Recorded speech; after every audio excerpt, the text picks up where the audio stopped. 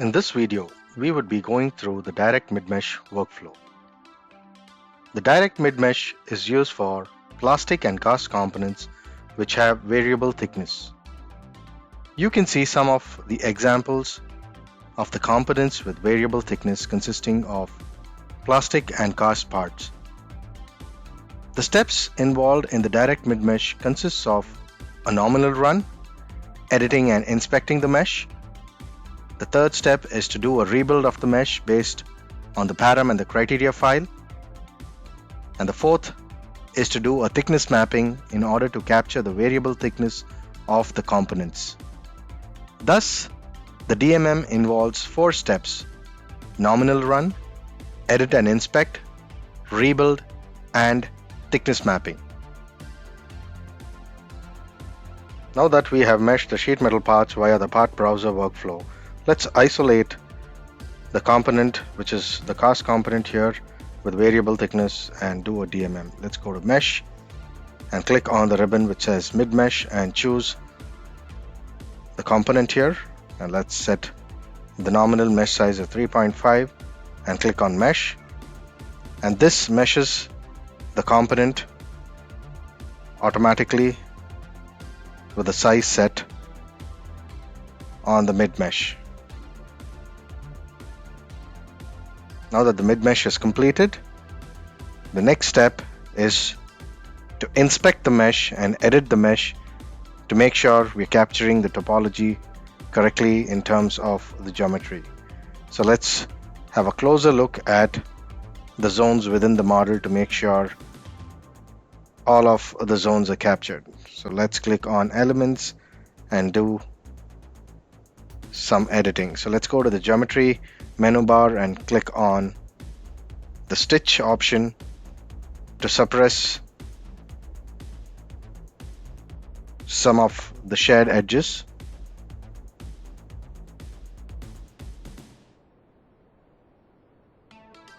Which gives a better mesh flow. We see a lot of shared edges at unwanted regions within the model. So let's try to toggle them and suppress them off using the stitch tool. So all I'm doing is suppressing all the unwanted edges. So this basically helps when we do a rebuild of the mesh in the next step, so that we get a better flow of the mesh based on the param and the criteria file that we would be passing through the rebuild. So we can also do the edit of the mesh through elements and edit elements. So basically I'm going to the elements menu bar and clicking on the edit elements ribbon to do a quick element edit, either to add elements or edit the elements based on the requirement to capture the geometry accordingly.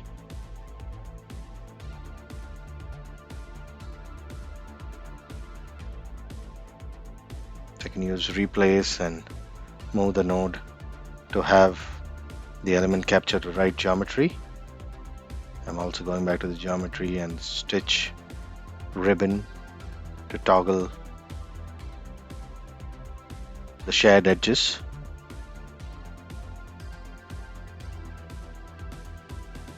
Let me also go to the move tool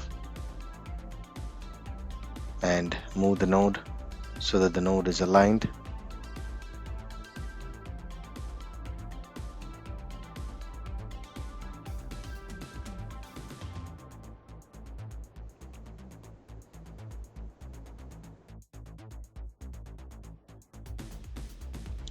Let's switch on the parent geometry here, go to mesh and then click on the mid mesh ribbon. Here we have the list of editing tools. So I'll use align now, and let me choose the source as the meshed elements and guide as the geometry to align each of the ribs within the model. So let me go ahead and use the source as the elements and then choose the guide. This way I'll start updating the ribs to align to the geometry.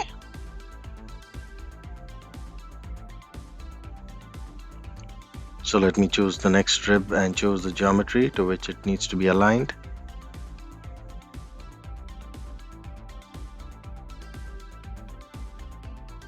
Let me choose the source.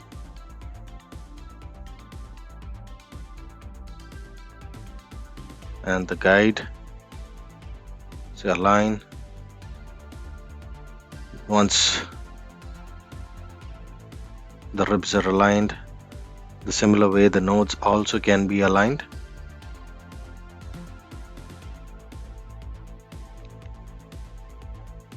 Let's choose a guide and say align, and you see it's aligned.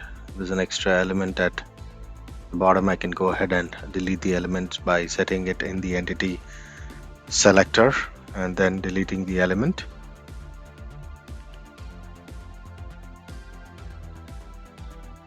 So let me go to align option and set the source to nodes. Using control, let me choose the circumferential loads to align it to the outer line.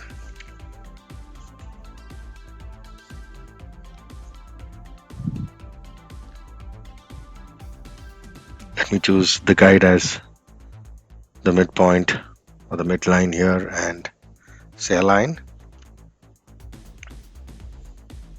This way the mesh can be edited at the rib locations. Similarly, the mesh editing can be done at the other rib location as well. So let me go to elements and replace, create. So let me create an element here in this case, and let me choose 3 points here to create a triad. Let me go to replace and replace the node here so that I equivalence it. And on aligning, I can align the rib to the plane. So let me delete this element and create a quad at this location by selecting elements in the entity selector and clicking delete on the keyboard to delete the element. I can create a quad here by selecting 4 nodes in mesh. So let us align the ribs in a similar way that we did for the first rib, to choose the source and then the guide as a geometry to align the ribs.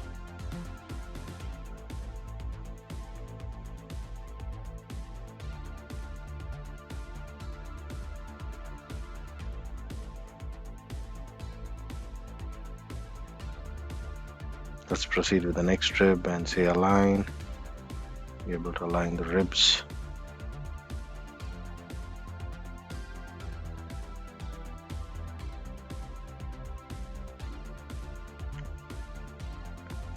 Basically, the mesh editing tools are available in the mid mesh ribbon, where you can use repair, fill, create mid edge, edit topology, align. In order to edit the mesh, the following tools can be used.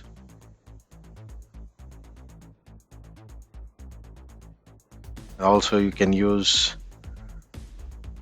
the elements menu bar and go to edit elements to edit the elements as well.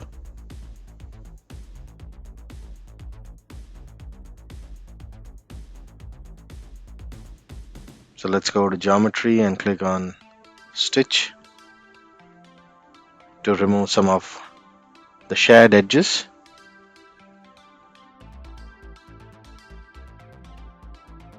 So let's select the shared edges here to suppress them.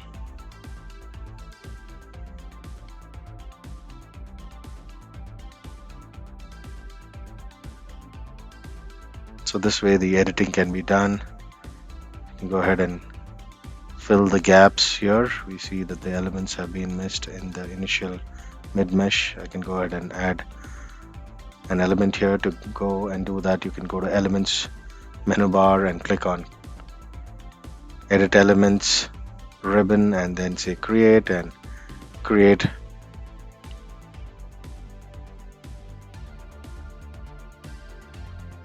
the elements.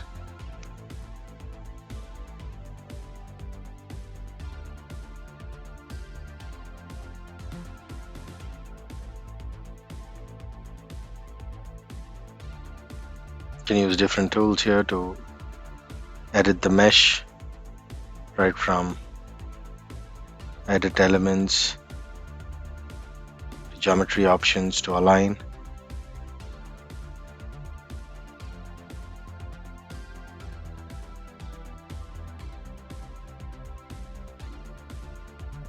Let's go to align and edit the mesh and the nodes here to align.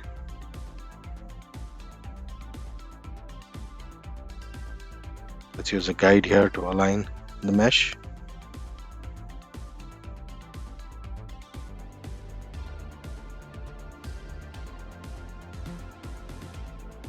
Once the mesh editing is done using those various tools, the mesh can then be inspected under the mid mesh. So you can go to mesh and then click on mid mesh ribbon and click on inspect. For the source, you can use the parent CAD, which would be the source. Here in this case, the TR bracket, which is the source, and the mid mesh is the initial mid mesh that can be selected, and then say find. You see the mesh is being inspected. So we have some of the nodes off the midline, so you can isolate each one and fix by selecting the nodes on the screen. So let's say you have the nodes off the mid edge, so I say only that and click only, and I can start fixing each of these regions until I have all of them made as 0, so that I know the mesh is perfect with respect to the mid surface. So all of these inspected zones can be made 0 by fixing each region, and once they are fixed, it can then be sent to rebuild by going to mesh, rebuild ribbon, and in the settings you can add the parameter file. So I can go and click on open folder and load the required parameter file.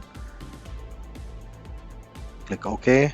In the similar way, I can load the criteria file, which has the element quality details. So I can click on the open here and then load in the criteria files for my mesh and say OK and click all the elements or select all the elements by putting a simple window and click on rebuild, which basically rebuilds the mesh based on the supplied parameter and the criteria file.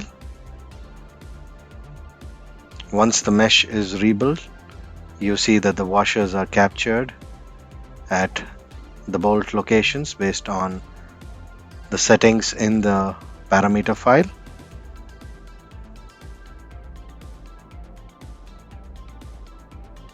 So we see that the mesh is captured perfectly based on the rebuild. Washers being captured here.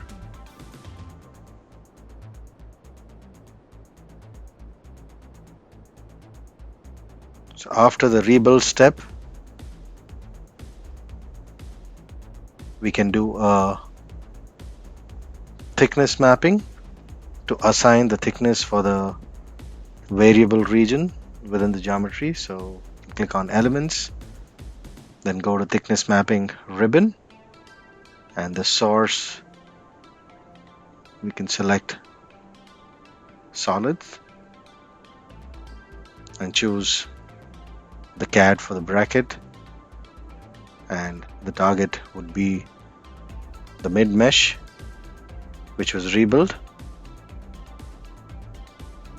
So go and click the advanced selection and choose the mid mesh, and clicking the hamburger menu, we have several options here. So I'll set some of the options here, properties on components, and for the prefix I'll call this as tr underscore bracket underscore thickness for the properties that are being created while thickness mapping.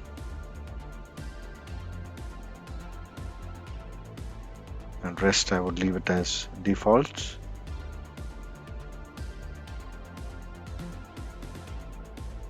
And once these parameters are set in, we can go ahead and click on apply to proceed with the thickness mapping.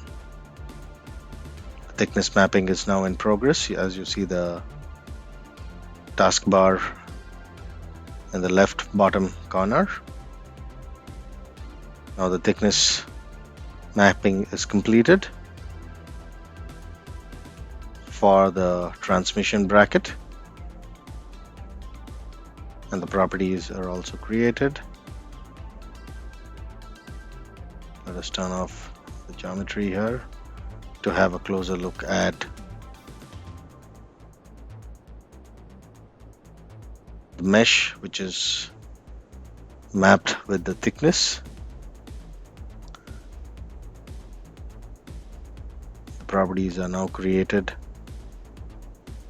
for different junctions within the model with the variable thickness. So now that the sheet metal parts are meshed along with the cast component with the direct mid-mesh methodology,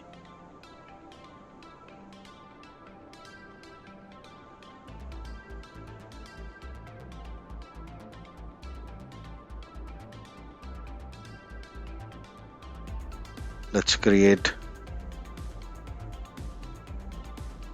the material here in the model browser. Let me call it as steel and define the properties for steel. So let me just change the color for the material here and define the Young's modulus, Poisson's ratio, and density for the steel material. So now that I have created the steel material, let me set the entity selector to properties and start selecting the properties here. Let me go to the property browser and choose the sheet metal parts. As I'm selecting the components in the graphical user interface, the properties are being populated in the property browser. I click on the material tab in the browser and select the material and say apply. So the materials are now applied. I set the entity selector to material, and you see the steel materials properties are applied to the sheet metal part. In similar fashion, I'll go ahead and create the material for the cast component. So let me isolate by property to make sure I have the cast part on my screen. So as I isolate, you see the cast bracket. So let me create a material here and call that as cast aluminium here, and define Young's modulus for the cast aluminium, Poisson's ratio, and the density. Once we've defined the material properties, let's go ahead and link the materials to the properties. So let me set it to properties in the entity selector and choose the required properties, and in the material tab I just go click the three dots, add or assign the material, and click on the checkbox to make sure that the material is added to the properties. So now setting it to mat or materials in the entity selectors, you see that color is now coded based on the material. So now we see that the material for the cast part is being applied. So let me show the sheet metal parts as well. Now we have the materials and the properties defined for the mesh for both sheet metal parts and the cast bracket. Let's quickly go to measure and say by elements, select all the elements to compute or calculate the mass. So on hitting compute, we see that the mass is about 3.07 kilograms.